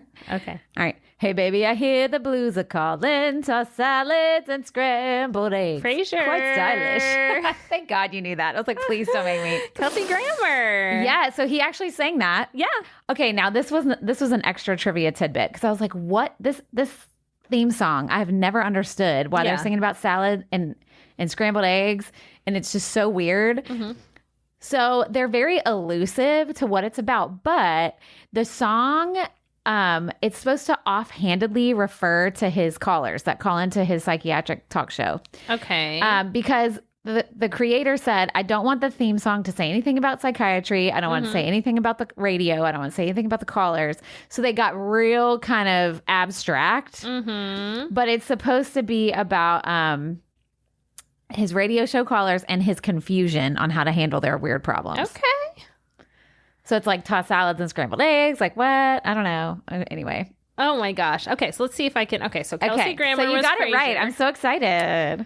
David Hyde Pierce. Yes, is his brother. Yes. Oh my God, what is his name? Frasier and. Oh, I might have to come back to that. Yeah, one. just come back because if I said it, you're going to be so mad. The dad, died not too long ago. It's John something. It is John something. Which isn't that crazy of a guess for actors in that age group. But that's true. I mean, it is. I wouldn't have got that. Perry Gilpin is Roz. Wow. And there's Daphne. Yes. But I can't remember her name. That's pretty much everybody on the show. Okay, I'll give you. So what's David Hyde Pierce's name? Niles. I know. And he had the wife we never saw. Like he talked about her all the time. And then he ended up marrying Daphne. Yeah, Daphne. Okay. So the dad's name was John Mahoney. Yes. And his name on the show was Martin. Now, can you remember the name of the dog? Because he was pretty... Eddie. Yay! Okay. I was like, I'm going to give you dog. that. That was played by Moose. Oh. And by Enzo. Oh, there were two? There were two. That makes sense. Yeah. Okay. And they were Jack Russell Terriers. They were Jack Russell Terriers. I just wanted to say. Yeah, they were Jack Russell Terriers. So Frasier aired from September 1993 to May 2004. And the series was a spinoff of Cheers, the sitcom Cheers. So it continues the story of psychiatrist Frasier Crane, who returns to his hometown of Seattle as a radio show host. And he reconnects with his father, a retired police officer, and his younger brother, who happens to also be a psychiatrist. Yes. Yeah. Did you watch the show? I definitely did. Because this one is another one that's reruns. I remember all the over family place. dynamics were very funny. Yeah. Well, you're going to be floored as a performer to hear this bit of trivia I'm about to give you. Okay. So Kelsey Grammer used a very unique acting method of his own creation called requisite disrespect. Okay. And he did not rehearse with the others. Instead, he learned and rehearsed his lines just once before filming each scene in front of a live audience. And is it to just make sure it's fresh and know. Like in the moment and not over rehearsed? I don't know. It said, although it was effective, the system often caused panic among guest stars. Yeah, it's like, oh, you're not rehearsing with Kelsey. Here we go. And he would, it said he would only learn it and rehearse it just once on his own and then film it. Can you even? And he called it requisite disrespect? Yeah, I don't know. Maybe it is a real thing, but that's what it said. It says he called it requisite disrespect. And did he say why? Because I'm just guessing why. Did he say why? I looked for an explanation. No I explanation. did. I mean, I could. There probably is somewhere, but I spent long enough. I probably could have found you're it. Good. You're good. But That's I was wild. like, wow. Can you imagine performing on a live TV show and never have rehearsing with your co-stars? Like, so the actors also, in the same vein, they were given a lot of freedom with the script. Mm-hmm. Okay. Like, there was so much improv on the show because I guess you have a main star who does not practice with you. You can't listen for your cue lines because he might not say your cue line. Right? Yeah. So they did have a lot of freedom with their lines, and a lot of the stuff you see, there was like all those things they listed was like, oh yeah, that was not in the script. It was just happened or whatever. That's wild. I can kind of see, I mean, we're talking about a really expensive TV show, so there's that, but I can kind of see the approach from if we get so caught up in what's on the piece of paper, I know, and the stage directions, then we're like missing the connections and the reactions. So I get it. But it's still a scripted show. But it is a scripted show. And it'd be one thing if you kind of, and maybe he did do all this, but if you made an agreement with like the core actors and they were like, we're cool with it. You do you, we'll do us. It's fine. Nope, I don't think he did. Feel like guest stars, you don't think they liked it? I don't know. I mean, I don't think they had a choice. Yeah, what are you going to do? The show's called Frasier. Correct. It's not called Roz or Niles or Martin. It's not even called Frasier and Company. It's not even called Eddie. Right. Or Eddie. Who was probably one of the more popular characters. He actually was pretty popular. Yeah, he was really popular. Yeah. Okay, so the main cast actually remained unchanged for all of its 11 years. That's so cool. Yeah. And by the time it wrapped, Kelsey Grammer had played Frasier Crane for 20 years. Wow. Aw. Isn't that fun? I really like Kelsey Grammer, like as an actor. Isn't he kind of a problem in real life? I don't know. Is he? He is, yeah. Okay. We'll circle back to that. Okay. I think he is. Another show. But whatever. All right. And then my last bit of trivia, even though the show took place in Seattle, only one episode in 11 years was filmed in Seattle. Really? Yeah. It was the 1000 show was filmed in Seattle, but the rest were filmed in studios in Los Angeles. I mean, but that checks. Hollywood. I mean, I'm thinking of the set of the show, and it's basically the apartment and the radio station. Yeah, it's not a lot of in between. Mainly it. And I think they had like a skyline where you could see the Space Needle, but you can create that. Oh, and I did see somewhere it said that skyline does not exist. Like the one they made up. Yeah. It's just like put together. That's really funny. It does not exist. Okay, so that was Frasier. Awesome. I think I went through all mine. Did I go first? Oh, you did go first. But so that makes sense. I do have a few bonuses. How many did you do? I thought I did 6. Or did I only do 5? Maybe you only did 5. Maybe I only did 5. But I have 2 bonus ones I was going to give you go ahead and do those then. Super easy. I don't have trivia for them. That's fine. They're, I think, going to have to be individual episodes. Okay. So here comes the first one. You can either sing along with me when you figure it out, or you can just tell me what it is. Okay. Thank you for being a friend. Travel down the road and back again. Your heart is true. You're a pal and a confidant. Everybody, bum, bum, bum. And if you okay, we can stop. Okay, funny story about that. I don't have a trivia, but this is a really fun Disney moment that happened to me. Yay. My kids were mortified. So, okay, we were going to Disney Springs one day. I don't know what for. And we were going, and I love Disney. I get excited anytime my foot steps onto any of their properties. Like, I don't even care. I was in a really great mood. My kids were grumpy, whatever. And I'm going through security because, they check your bags in the parking garage before you go in. And I don't know if the security guard started or if I did. somebody said, thank you for being a friend. And then one of us sang the next verse. And then we started singing it together. We sang the whole song. You and the security guard? Yes. Oh, that's me and the security guard. Amazing. It was so fun. And my kids were mortified. Because it just goes on and on. It's got the bridge. And we even went, and if you threw a party. Yes. Oh, and he was a great singer. Oh, of course. A great singer. And people clapped when we were They're like, shouldn't you all be like in the park singing that? Because you guys are really good. Oh, God. It was so much fun. But anyway, well, this is an iconic song. The 4 main characters and the actresses? Of course. Well, so you had Betty White. Mm-hmm. Betty White played Rose. Yep. You had Dorothy Spornak. Yes. Who was my soulmate. B. Arthur. Yep. Then you had Blanche Devereaux. Yes. Played by Rose. Oh, what was her name in real life? It's not Rose, it's Rue. Rue McClanahan. McClanahan, yeah. Yes. And then you had Estelle Getty as Sophia, also my soulmate. Oh, I love her. And then you even had Stan. Oh, yeah, don't forget about Stan Spornak. Yes, but I don't know who played him. Either. I didn't look it up, but yeah, I figured you would at least know those off the top of your head. Okay, and then my other one, and I didn't write down seasons or anything, so I was just like, because I had it on my list, and I was like, this is too easy. But then I'm like, but I still want to talk about it for a second, know. So I put it at the end. Okay, and then this other one, making your way in the world today takes everything you got. Oh, that's fun because we just did Frasier. Taking a break from all your worries sure would help a lot. Wouldn't you like to get away? Why'd you start singing that so high? I don't know. Sometimes you want to go. It's like a soprano and alto over here. And I'm like, why are we singing this so high? That's not right. Sure that's not the original key. All right. Well, if I sang it, it would be starting on I love that. C4 and no lower. Okay. I love it. So those are, do you remember any of the actors or characters from Cheers? Ted Danson played oh my gosh, what was his name? Sam Malone. Yep. And then you had Kirstie Alley played Rebecca. You had Danny DeVito's wife, Rhea Perlman, played somebody. Carla. Obviously, you had Kelsey Grammer, played Frasier. What was his wife's name? Lilith. And she was, do you know what her actress is? Forgot. Bebe Neuwirth, yes. And then the... who played the postman?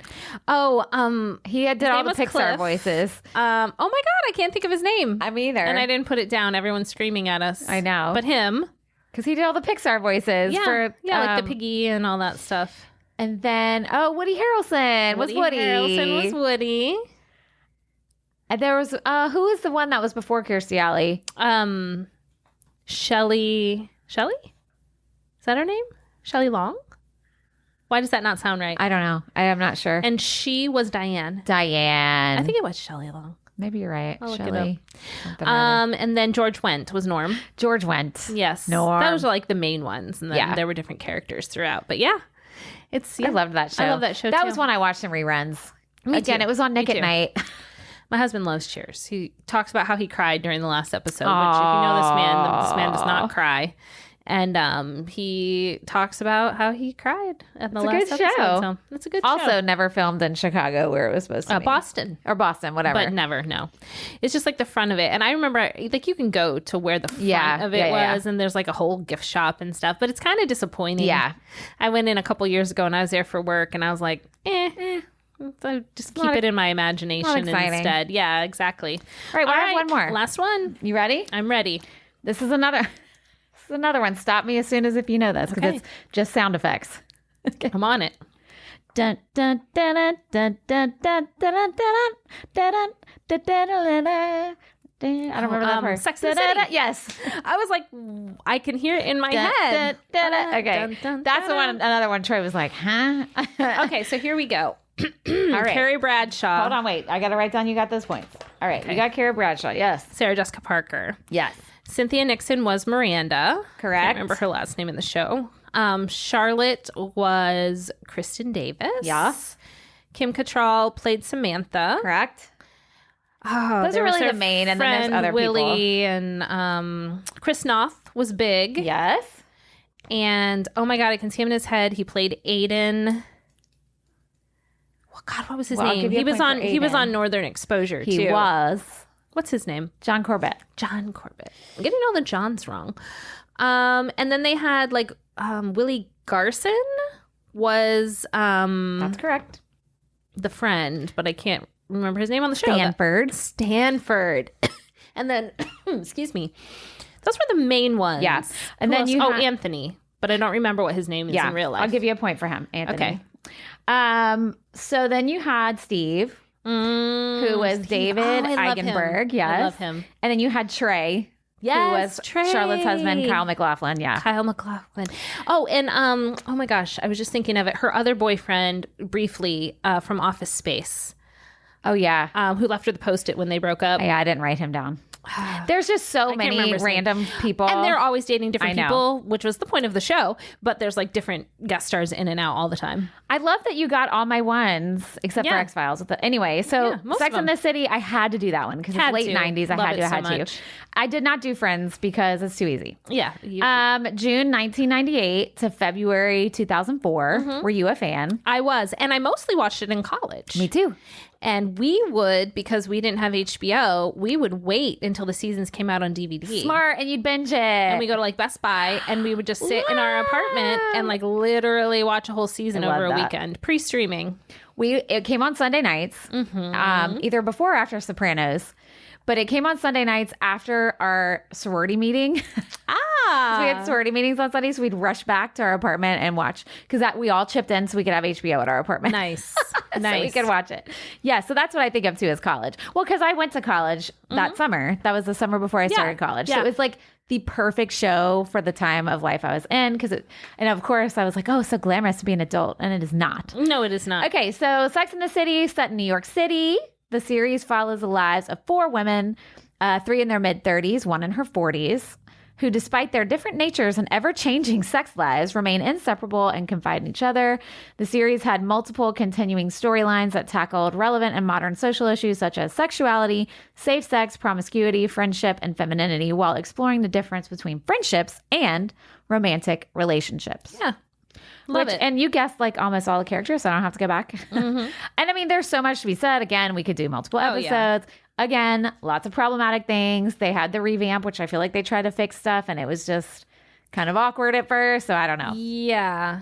But anyway, so the show, for those of you that do not know, is based on...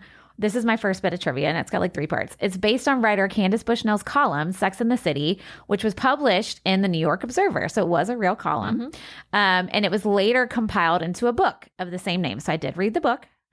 Bushnell has said in several interviews that the Carrie Bradshaw in her columns is her alter ego. So when she started the column, she wrote from her first-person perspective, but then later she invented Carrie, who was introduced as her friend. Because she said she didn't want her parents to be aware that they were reading about her sex life. I love that. So she was like, so my friend Carrie, this happened to her. Or isn't that great? Oh, I love that so much. And the book is a little different. The columns are a little different than the series. Yeah. But anyway, so that's my first bit of trivia. The second bit of trivia, I did not know this, but maybe you did.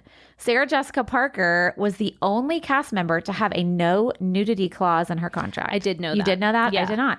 So she is quoted as saying, I never had any judgments about anybody else doing it. It wasn't a morality thing. If somebody else felt comfortable doing it, I was admiring of them, but I just never felt comfortable being nude. And fine. She still has that clause. Yeah. I mean, every sex scene, she has a bra on or like a shirt or she's covered. Yep. Even if they're like simulating an act, she's not nude. Yeah. I mean, in general, that's her clause, right? Like you said. Yeah, it wasn't just on the show, but no. It's just for in life. And I mean, hey, it's your body. Well, you choose who gets to see it and when. And Darren Star, the creator, told her that's fine. Like there'll be plenty of other people. If you don't want to do it, that's fine. And it's not like she was saying she won't do the scenes or she won't tell the story. She just didn't want that part of her. Yeah. I mean, you really don't notice. Like I think once you know, maybe you notice. But I remember watching it when it was newish, and I don't think I ever noticed. And plus, plenty of other people get nude. Yeah, so you're just distracted by that. You're not like thinking about who didn't. You're thinking about who did. The other 3 ladies did. Yeah. And that's fine. Yeah. If I was ever a famous actress, I would definitely have a no nudity clause. I'd be like, no. Nobody needs to freeze frame this. Yeah. Maybe when I was 20, but not now. No. Mm-mm. Yeah. Just FYI, casting people. Yeah. By the way, you just like so many offers just got pulled off the table for you. I'm so sorry. True. Okay. So this is interesting. You said the thing about Cheers because Carrie's iconic address, which in the show was 245 East 73rd Street, does not exist in real life. Okay. The exterior of her apartment was filmed at 66 Perry Street, which I have been to. Now, it's an interesting story because there's a no trespassing sign there and like a chain on the porch on the stoop to prevent crowds because it's a very quiet residential street. So my best friend and I, Amber, when we went to New York for our Damberpalooza, whatever year that was, we did a Sex in the City tour. Fun. So you go to all these places. We actually went to the bar, Aiden's bar, and like that was filmed in a bar. Anyway, you can't drive the bus down the street anymore because it's a residential street. And they told us, y'all cannot cross the street to take pictures. You can't even stand in the street to take pictures. We're not supposed to stand in the street to take pictures because the owners, like there was like accidents and stuff. And the owners were like not happy about it. Yeah, I don't blame them. And so they've tried to make the front of it look very unappealing and very unphotographable. In fact, when we were there, it was in 2019, I think. And there was like a Trump sign in the window and like there was no trespassing. And the tour guide even told us like, be very quiet. Like I'll stand here and you can go on the street and take a picture really fast because if they see, then they'll call and complain to the city. Wow. Well, similarly, I went to see the Full House. Oh yeah, in San Francisco. In San Francisco. And they haven't made it like unappealing, but they've painted it a totally different color. And then they've got a big tree in front now. Oh. So it almost covers, because those are narrow, those like townhomes. Yeah. The tree almost covers the whole front of it. I'll have to send you a picture of it. And I mean, I get it. If that's where you live, you don't want like a bunch of strangers taking pictures of your house all the time. I think if it was me, I would capitalize on that and be like, give me $10 for $10. 100%. I'll sit out there and wave at people when they come by. I would make that my like part-time job, Yeah, full-time job. Kidding. Why not? Full-time, part-time, why not? But then I guess safety and of course all that. People, yeah. And of course it's annoying, I'm sure. And then if you did that, your neighbors would be unhappy. Well, right. And then you got to deal with that. Especially in a place like San Francisco, New York. Yeah, exactly. So anyways, that's it. That's all I got. I don't have any bonus. You don't. That was all your bonus? That was all my bonus. I just wanted a little aside because you were talking about Sex in the City and you said it made you want to be grown up and fabulous. Honestly, that was the main... I was always like into writing, but that was the main thing. I wanted to be like Carrie Bradshaw, which is funny because early in my career, I was a blogger, and which is not the same as having a column, but similar. Yeah. And I was a parenting blogger for years. I mean, I still use had a very popular, moderately successful parenting blog, writing about real life and writing about like the stuff going on until my kids got old enough to be like, don't write about me. And I was like, maybe you have a good point there. And then writing about myself got a little boring. So now I write for the podcast and fiction books and musicals. So there you go. Yes. But she was definitely like a huge... But same thing. I'd be like, oh, it's so glamorous. Right. I can like sit at my desk and be at home and write, which actually I've done for most of my career. But like you could never as a writer afford that apartment in New York like she had. Oh my gosh. Never. And all her designer clothes. I can barely afford my life now. And it's none of those things, And I'm earning money 24 hours a day when I'm sleeping. Somehow I'm still working. But yes, so that's all I had too. Okay. I love how I say that's all. This was like a lot. I know. We did it. Our episodes get longer and longer every time we film. It's okay. We hope you love it, and hopefully you can kind of like enjoy it like a snack, like over the course of several days if you need to, or one really long workout. And I would love to know if you guessed our ones without words, or which of these you knew before we said for any sure. of them. For Let sure. us know. All right, Dani, it's the moment of truth. Oh, boy. We got to tally these babies up. Let's see who won. Well, I think I already know the answer because Yeah. All right, Katie, you had 51. Wow. 51 points. But 90210 had so many opportunities. Actually, a lot of yours did. Frasier too. Well, but X-Files didn't. You had 2. That's true. And also wasn't quite sure of the song. You had 37. All right, well, that's not too bad. If I would have let you just keep going with The Simpsons, you would have been at like 100 in no time. I would have just kept racking them up. Exactly. That's okay. That's good. Not too bad. Not too bad. Not too shabby. Fun. And I feel like we had different approaches to how we did it, but that was fun. And I'm glad, like I mentioned Full House a few minutes ago, but I guess I could have included that one. That one was 90s or 80s? I feel like it started in the late 80s. It did. Late 80s. But I don't know. I just wanted to do some that were like a little off the wall. Yeah. And you can't do all of them, but we can always do more later. Well, we're also planning to do a TGIF episode. Correct. So we need to save it. Yeah. But awesome. All right. So thank you. Thank you for joining us here on Generation in Between, a Xennial podcast. If you liked what you heard, please share us with your friends of all generations and leave us a review wherever you listen. We need those reviews, so please keep leaving them. You can also find us on patreon.com and become a monthly supporter.